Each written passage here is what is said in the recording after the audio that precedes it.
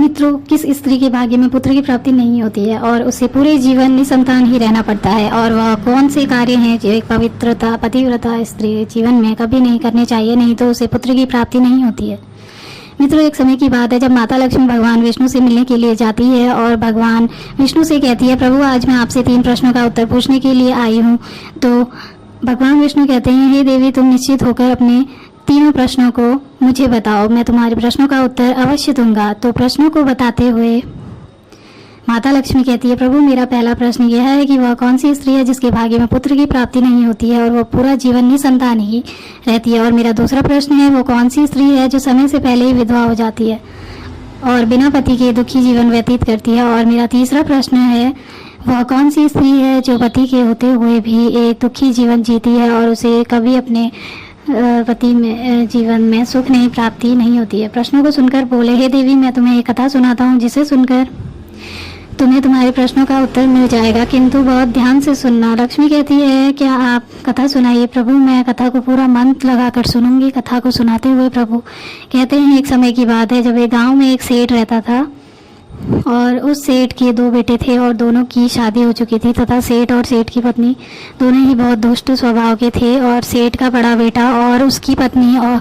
दुष्ट थी, लेकिन सेठ का छोटा बेटा बहुत ही अच्छे स्वभाव का था और उसकी पत्नी अच्छे स्वभाव की थी और वह अकेले ही घर का सारा काम करती थी। सब कुछ करने के बाद भी सेठ की पत्नी और बड़े बेटे की पत्नी हमेशा उसका अपमान करती रहती थी। कथा को आगे बताते हुए भगवान विष्णु कहते हैं कि सेठ की बड़ी बहू का एक बेटा था और छोटी बहू को एक पुत्री थी। सेठ की पत्नी हमेशा उस पुत्री को लेकर अपनी छोटी बहू को ताना मारती रहती थी। फिर भगवान विष्णु कथा को आगे बताते हुए कहते हैं कि हे देवी, अब मैं उस सेठ की छोटी बहू की कहानी अच्छे से समझाता हूँ, क्योंकि उसकी छोटी बहू की कहानी उसे तुम्हारे प्रश्न के उत्तर मिल जाएगा। वह कौन सी स्त्री है जिसके भाग्य में कभी पुत्र की प्राप्ति नहीं होती है। तो इस कथा को सुनो। उस सेठ की जो पत्नी थी वो पहले से ही बड़े ही दुष्ट स्वभाव की थी और उसके दुष्ट स्वभाव के कारण घर के सभी लोग उससे बहुत ज़्यादा परेशान थे और वो छोटी बहू को बहुत ही ज़्यादा परेशान करती थी। उसको परेशान करने में उसे बहुत मज़ा आता था। सेठ की छोटी बहू का नाम राधिका था और वह बेचारी राधिका घर का सारा काम करती थी। फिर भी सेठ की पत्नी उसे हमेशा बहुत परेशान करती थी। वो कितना भी घर का काम कर ले पर सेठ की बीवी हमेशा उसे ही डांट रहती थी। एक दिन जब राधिका घर में झाड़ू लगा रही थी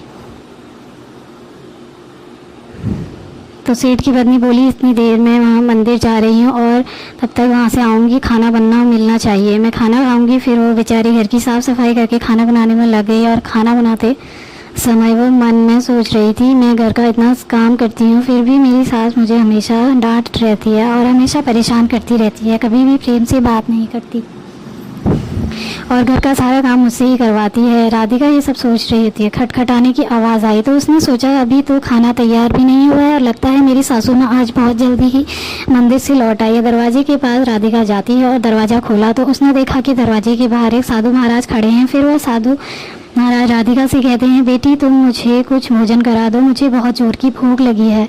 तो राधिका बोली, महाराज मैं आपको भोजन तो करा देती पर मेरी सास बहुत दुष्ट स्वभाव की है, वो मुझे बहुत डांटेगी और अभी वह मंदिर गई है, मंदिर से आते ही होंगी। यदि वह आ गई और उन्होंने मुझे आपको भोजन कराते हुए देख लिया तो वो मुझे बहुत मारेगी, इसलिए मैं आपको भोजन नहीं करा सकती। तो साधु बोला, बेटी थोड़ा सा ही भोजन करा दो, मैंने सुबह से कुछ भी नहीं खाया है। साधु की ये बात सुनकर राधिका को दया आ जाती है और वह साधु से बोली, महाराज आप अंदर आ जाइए, मैं आपको भोजन करा देती हूँ। साधु अंदर आ जाते हैं और राधिका उनको भोजन देती है। अभी साधु भोजन कर ही रहे थे कि तभी अचानक राधिका की सास मंदिर से आ जाती है और उस साधु को भोजन करते देखकर बोलती है, मेरा घर है ये, कोई भोजनालय नहीं है जो हर कोई यहाँ आकर भोजन करने चला आएगा। तुमने साधु और को भोजन क्यों दिया? अन्न मुक्त में आता है जो हर किसी को अपने घर में बैठाकर खिलाती हो। ये करके साधु को धक्के मारकर अपने घर से बाहर निकाल दिया और उसका खाना उठाकर बाहर फेंक दिया। फिर राधिका से कहने लगी, तूने इस साधु को भोजन कराया, अन्न कितना महंगा आता है तुझे पता भी नहीं है, अब घर के लोग क्या खाएंगे? तो राधिका डरते हुए बोली, साधु बहुत भूखा था इसीलिए मैंने उसे भोजन करा दिया और उसे मैंने अपने हिस्से का भोजन दिया है, इसीलिए आज मैं भोजन नहीं करूँगी। क्यों होती हो भोजन तो मैंने अपने हिस्से का दिया है। सासू माँ राधिका को धक्के मार के बाहर निकाल देती है और बोली, जा अब तुझे भी इस घर में रहने की ज़रूरत नहीं है, अब कभी मेरे घर में मत आना। फिर राधिका दरवाजे पर बैठकर रोती रही किंतु उसकी सास ने दरवाज़ा नहीं खोला और राधिका सोचा अब यहाँ से अपने मायके ही जाना पड़ेगा।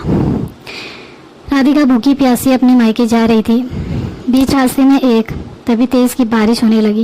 राधिका वहीं जंगल में एक पेड़ के नीचे बैठ जाती है, लेकिन फिर भी बारिश की बूंदें उसके ऊपर गिरती रहती हैं, भीगने लगती है। तो उसे एक पेड़ दिखा जो काफ़ी बड़ा था, तो बारिश से बचने के लिए वह उस बड़े से पेड़ के नीचे बैठ जाती है और रोने लगी। तभी उसे एक संत मिले और संत ने कहा, बेटी तुम पेड़ के नीचे हो। तो राधिका ने संत को सारी बात बताई। तो संत ने कहा, वो लोग तुम्हें इसीलिए परेशान करते हैं क्योंकि तुम अभी तक पुत्र की प्राप्ति नहीं कर सकी हो। चिंता मत करो, मैं तुम्हें एक पर्ची देता हूँ जिसमें पुत्र प्राप्ति का उपाय लिखा है। फिर संत ने उसे एक पर्ची दी और कहा, उसमें लिखा उपाय को यदि तुम पूरी निष्ठा से करोगी तो तुम्हें पुत्र की प्राप्ति अवश्य होगी। और फिर इतना कहकर वह वहाँ से चले गए। फिर राधिका अपने मन में सोचने लगती है कि मुझे पुत्र हो जाएगा तो मुझे भी ससुराल में बहुत सम्मान मिलेगा और मेरी सास मेरी बहुत इज्जत करेगी।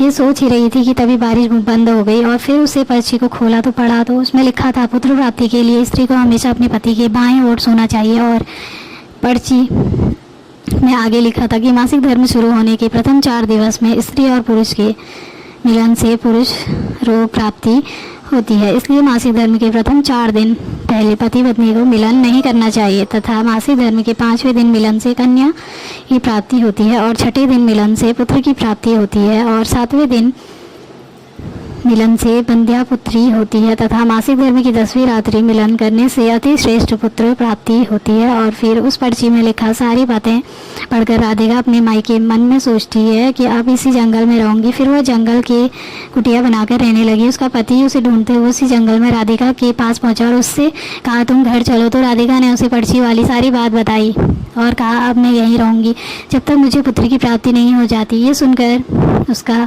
पति भी उसी के साथ जंगल में रहने लगता है। फिर राधिका ने अपने मासिक धर्म के दौरान मासिक धर्म की 10वीं रात्रि में अपने पति के साथ मिलन किया और वह गर्भवती हो गई। फिर सुबह स्नान करके राधिका पूजा पाठ में बैठ जाती है। तभी उसका पति लकड़ी काटने के लिए चला गया और फिर भयंकर तूफान आया जिससे उसकी झोपड़ी उड़ गई और भारी बारिश होने लगी। फिर बारिश से बचने के लिए राधिका उसी बड़े से पेड़ के नीचे जा बैठी। उस पेड़ पर 2 राक्षसी रहती थी। उस समय बाहर गई हुई थी और थोड़ी ही देर में दोनों राक्षसी पेड़ पे आकर बैठ गई। उसी पेड़ के नीचे राधिका बैठी थी। फिर वो राक्षसी आपस में कहने लगी, चलो सोने के टापू पर चलते हैं। तो दूसरी कहने लगी, चलेंगे कैसे? तो पहले राक्षसी बोली, इसमें कौन सी बड़ी बात है, इस पेड़ को अभी उखाड़ देती हूँ, इसी से चलेंगे। इतना कहकर वो दोनों राक्षसी सोने के टापू की तरफ निकल लेती हैं और उसी पेड़ के नीचे पेड़ की जड़ पर राधिका भी बैठी थी, इसीलिए साथ में वो भी उड़ने लगती है। किंतु राक्षसी को यह बात नहीं पता होती कि इसी पेड़ के नीचे एक औरत भी बैठी है। देर में वो दोनों राक्षसी सोने के टापू पर पहुंच जाती हैं और फिर दोनों राक्षसी को भूख लगी तो वो दोनों पेड़ से उतरकर शिकार करने के लिए चली गई। फिर राधिका पेड़ की जड़ से उतरकर जब सोने के टापू पर पैर रखा तो उसने देखा यहाँ तो सब सोना ही सोना है। तो वो जल्दी जल्दी सोना को अपने सारे आंचल में भरने लगी और जितना सोना भर सकती थी उतना भर लिया। दोबारा से उसी पेड़ के जड़ पर जाकर बैठ गई। फिर कुछ देर बाद दोनों राक्षसी वापस आ गई और पेड़ के ऊपर बैठ गई और फिर दोनों आपस में कहने लगी, चलो अब यहाँ से चलते हैं। फिर कुछ ही देर में वह दोनों पेड़ को लेकर वहीं पहुँच गई। फिर राधिका तब तक पेड़ की जड़ पर ही चुपचाप बैठी रही जब तक वह दोनों राक्षसी वहाँ से चली नहीं गई। फिर भगवान विष्णु कहानी को आगे बताते हैं। माता लक्ष्मी कहती हैं, अब कहानी को ध्यान से सुनना क्योंकि यहीं से आपको पता चलेगा कि किस स्त्री के भाग्य में पुत्र की प्राप्ति नहीं होती है। तो माता लक्ष्मी कहती है कि जी प्रभु। तो भगवान विष्णु कहते हैं, फिर कुछ देर बाद वह दोनों राक्षसी वहाँ से चली गई और फिर राधिका उस सोने को लेकर पेड़ की जड़ से नीचे आ गई और सोचने लगी, ये सारा सोना लेकर मैं अपने घर जाऊंगी और मेरी सास इतना सोना देखकर खुश हो जाएगी, मुझे परेशान बंद कर देगी, मुझसे घर का काम नहीं कराएगी। राधिका ये सोच ही रही थी कि उसका पति भी जंगल से लकड़ी काट कर आ गया और राधिका से कहने लगा, इतना सारा सोना तुम कहाँ से लाई? राधिका ने उसे राक्षसी वाली सारी बात बताई और कहा, चलो अब हम लोग घर चलते हैं। तो उसका पति बोला, ठीक है। फिर दोनों घर जाते हैं। घर जाते ही राधिका ने अपनी सास को सारा सोना दे दिया। फिर इतना सारा सोना देखकर उसकी सास बहुत खुश हुई और उससे पूछने लगी कि तुम इतना सारा सोना कहाँ से लाई? राधिका ने अपनी सास को राक्षसी वाली सारी बात बताई। उसकी सास ने सारा सोना ले लिया और उसके बाद राधिका से कहने लगी, इतने सोने से क्या होगा, जब वहाँ पर बहुत सारा सोना था तो तुझे और ज़्यादा सोना लेकर आना था, इतना सोना थोड़ा लेकर क्यों आई हो। तो राधिका बोली, इतना सारा सोना तो है, और लाती तो क्या होता। तो उसकी सास बोली, तुझे और ज़्यादा सोना लाना था जिससे हमारी साथ पुश्ते बैठकर खाती, फिर भी सोना खत्म ना होता। तू देख, इस बार मैं जाऊँगी और बहुत सारा सोना लेकर आऊँगी। तो राधिका ने कहा, माँ जी आप वहाँ मत जाओ, वहाँ जान का भी खतरा है। सास बोली, नहीं मैं तो जाऊँगी और बहुत सारा सोना लेकर आऊँगी। इस प्रकार उसकी सास ने उसकी बात नहीं मानी और उसी जंगल के में पहुँच गई, उसी पेड़ के नीचे जाकर बैठ गई जहाँ पर कुछ दिनों पहले राधिका बैठी थी। तो उसे राक्षसी उड़ाकर सोने के टापू पर ले गई। फिर राधिका की सास पेड़ की जड़ पर बैठी रही और थोड़ी देर में वो दोनों राक्षसी वहाँ आई, उसी पेड़ पर बैठ गई। फिर एक राक्षसी कहने लगी, आज सोने के टापू पर नहीं बल्कि आज नदी के किनारे चलते हैं, वहाँ पर मछलियाँ खाएंगे। इतना कहकर पेड़ नदी की तरफ चल देती हैं। उसकी सास एकदम से बोल पड़ी, तुम दोनों पेड़ का सोने के टापू पर लेकर क्यों नहीं जा रही हो। तभी उन दोनों की नज़र उसकी सास सोचने लगी, ये मैंने क्या बोल दिया, अब तो मैं राक्षसी से जान से जाऊँगी। पेड़ पर कोई और भी है। फिर वो दोनों ने देखा कि इस पेड़ पर तो कोई स्त्री है। पेड़ को बहुत ज़ोर से हिलाया था, जिसके कारण उसकी सास नीचे गिर पड़ी और उसकी मौत हो गई। उसके बाद जब घर वालों को उसकी मौत का पता चला, सभी लोग वहाँ पर पहुँच गए और राधिका कहने लगी, मैंने सासू माँ को समझाया था कि वहाँ मत जाओ, फिर भी वो वहाँ पर सोने के लालच में चली गई। अब इनके लालच का फल इन्हें मिल गया। मित्रों, कहानी को आगे बताते हुए भगवान विष्णु कहते हैं, इस तरह उसकी सास की मौत हो गई, इसीलिए हमें लालच नहीं करना चाहिए। और फिर कुछ समय के बाद राधिका को एक पुत्र हुआ और पुत्र प्राप्ति के बाद राधिका बहुत खुश थी और उसने अपने एक घर में एक दावत रखी, जिसने अपने बहुत सारे पंडितों को, संत महात्माओं को अपने घर पर भोजन कराया। फिर भोजन करके सभी संत महात्माओं ने उसको बहुत आशीर्वाद दिया। और उधर सेठ के बड़े बेटे की बहू, जो हमेशा राधिका को पुत्र को लेकर ताने मारती थी, उसका मुँह हमेशा के लिए बंद कर दिया। फिर भगवान विष्णु कहते हैं, मेरी कथा समाप्त हुई, अब मैं तुम्हारे प्रश्नों के उत्तर देता हूँ। तुम्हारा पहला प्रश्न था, कौन सी स्त्री के भाग्य में पुत्र की प्राप्ति नहीं होती और वह पूरा जीवन निसंतान रहती है। तो जो स्त्रियाँ संत द्वारा दिए गए पर्ची में लिखी बातों के विपरीत कार्य करती हैं, उनके भाग्य में पुत्र की प्राप्ति नहीं होती है। और जो स्त्रियाँ अपने पति का आदर नहीं करती हैं, हमेशा उनसे लड़ती झगड़ती रहती हैं, अपने पति से हमेशा नाराज़ रहती हैं, उनके भी भाग्य में पुत्र की प्राप्ति नहीं होती है। इसलिए प्रत्येक स्त्री को अपने पति का आदर सम्मान करना चाहिए। और तुम्हारा दूसरा प्रश्न था कि वह कौन सी स्त्री है जो समय से पहले ही विधवा हो जाती है और बिना पति के एक दुखी जीवन जीती है। तो समझ जाओ, स्त्रियां पति के होते हुए भी मांग में सिंदूर नहीं लगाती हैं और ना ही मंगलकारी सूत्र पहनती हैं। जहाँ भी जाती हैं बिना सिंदूर बिना मंगलसूत्र के जाती हैं, तथा पति के कहने पर भी उसकी बात नहीं मानती हैं, पराई मर्दों के साथ संबंध बनाती हैं।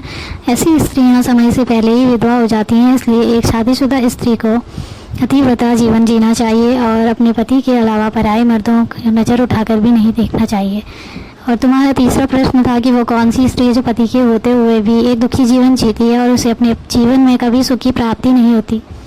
तो समझ लो, ये वह स्त्रियां हैं जो सुबह देर तक सोती रहती हैं और सुबह 8 या 9 बजे के बाद उठती हैं और बिना स्नान किए ही भोजन बना देती हैं, पूजा पाठ भी नहीं करती हैं। कहीं भी जाना होता है तो अपने पति को बिना आज्ञा के चली जाती हैं, पति के मना करने पर भी नहीं मानती हैं, पति की एक भी बात नहीं मानती हैं। तो ऐसी स्त्रियों के जीवन में कभी भी सुख की प्राप्ति नहीं होती और हमेशा दुखी जीवन जीती हैं। इसलिए पतिव्रता स्त्री को हमेशा चरित्रवान रहना चाहिए और प्रातःकाल में उठकर स्नान आदि करके पूजा पाठ करके फिर भोजन तैयार करना चाहिए, जिससे कि घर में सुख शांति आती है। और माता लक्ष्मी की पूजा भी करनी चाहिए, जिससे कि माता लक्ष्मी प्रसन्न होती हैं।